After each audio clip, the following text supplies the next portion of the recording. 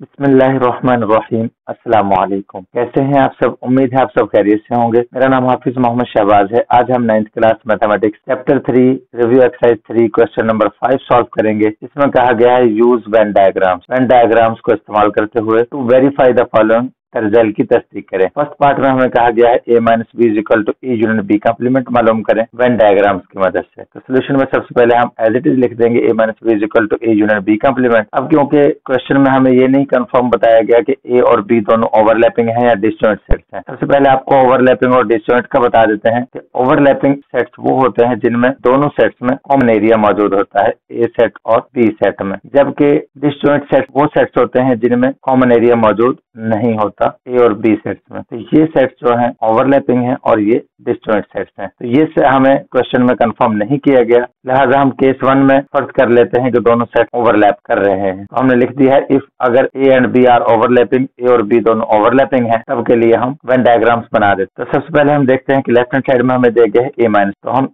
u set draw कर रहे हैं और u सेट के अंदर हम ए सेट ड्रॉ कर देते हैं और बी सेट भी ड्रॉ कर देते हैं। क्योंकि दोनों ओवरलैपिंग है इसलिए कुछ एरिया हमारा कॉमन आएगा। अब क्योंकि हमने ए में से बी को माइनस करना है तो हम ए का वो एरिया सिर्फ शेड करेंगे जो बी में मौजूद नहीं है। तो हमने हॉरिजॉन्टल लाइंस के साथ एरिया को शेड कर दिया जो ए का है और बी में नहीं है। तो ये हमारा आंसर आ चुका है लेफ्ट हैंड साइड का। अब हम राइट हैंड साइड सॉल्व करते हैं। तो राइट हैंड साइड में कहा गया है ए यूनिट बी कॉम्प्लीमेंट। तो सबसे पहले हमें बी कॉम्प्लीमेंट का पता होना चाहिए। तो बी कॉम्प्लीमेंट का मतलब ये होता है कि हम u में से b को माइनस कर रहे हैं। तो u में से b को माइनस करेंगे तो हम पहले u सेट ड्रॉ करेंगे और u सेट के अंदर हम b सेट ड्रॉ कर देंगे और a भी ड्रॉ कर देंगे और इनमें ओवरलैपिंग एरिया भी मौजूद है b और ए सेट में। अब हमने क्योंकि बी कॉम्प्लीमेंट निकालना है तो बी कॉम्प्लीमेंट का मतलब है हमने सिर्फ वो एरिया लेना है जो बी में मौजूद नहीं है। तो ये हमने वर्टिकल लाइन से ड्रा कर दिया है। ये हमारा सारा का सारा एरिया शामिल है, बी का एरिया सिर्फ शामिल नहीं है। तो ये तो हमारा आंसर आ गया बी कॉम्प्लीमेंट का। अब उसके बाद हम इसमें मजीद ऐड कर देते हैं क्योंकि राइट हैंड साइड में कहा गया था ए का यूनिट भी लेना है बी कॉम्प्लीमेंट के साथ। तो अब जितना भी शेडेड एरिया है उसमें मजीद हम ए का एरिया भी शामिल कर देंगे। तो ए का एरिया जो मौजूद है उसे हम हॉरिजॉन्टल लाइन से शो कर देते हैं। तो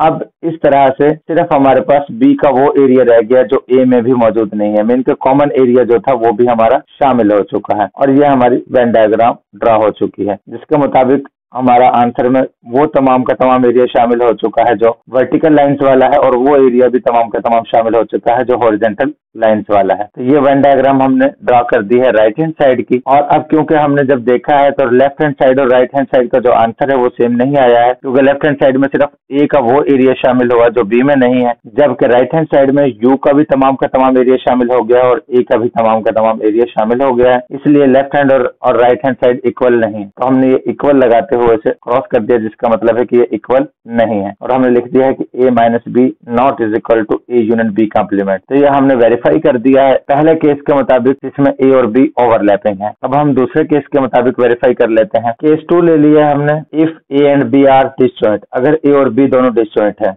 अगर वो दोनों डिसजॉइंट हैं इसका मतलब है कि वो दोनों ओवरलैप नहीं कर रहे हैं, मीन के उनमें दोनों में कॉमन एरिया नहीं है। तो वो अलग अलग से ड्रा होंगे, मीन के ए अलग से और बी अलग से। तो वो हमने यू सेट के अंदर ड्रा कर दिए हैं। अब क्योंकि A minus B left hand side थी वो निकालते हैं, तो ए में से हमने बी का एरिया निकालना है तो बी का एरिया ए में मौजूद ही नहीं है, इसलिए ए का पूरा एरिया ही आंसर में शामिल हो जाएगा और वो हमने वर्टिकल लाइन से शो कर दिया है वेन डायग्राम में। तो ये लेफ्ट हैंड साइड आ चुकी है। अब हम राइट हैंड साइड करते हैं। राइट हैंड साइड में हम पहले बी कॉम्प्लीमेंट निकालेंगे जैसे कि हमने पहले निकाला था। तो बी कॉम्प्लीमेंट का मतलब होता है कि यू में से हम बी को माइनस कर देंगे। जब हम यू में से बी को माइनस करते हैं तो हम पूरा का पूरा यू सेट लेंगे और यू सेट में से बी सेट को माइनस कर देंगे, मीन के हम बी जो सेट है उसका एरिया शामिल नहीं करेंगे और बाकी का तमाम एरिया हम शामिल कर देंगे। उसे हमने हॉरिजॉन्टल लाइंस के साथ शो कर दिया है जिसमें ए भी पूरा का पूरा शामिल हो गया है लेकिन बी सेट शामिल नहीं हुआ है। तो ये तो था बी कॉम्प्लीमेंट। क्योंकि राइट हैंड साइड में हमें दिया गया था कि हमने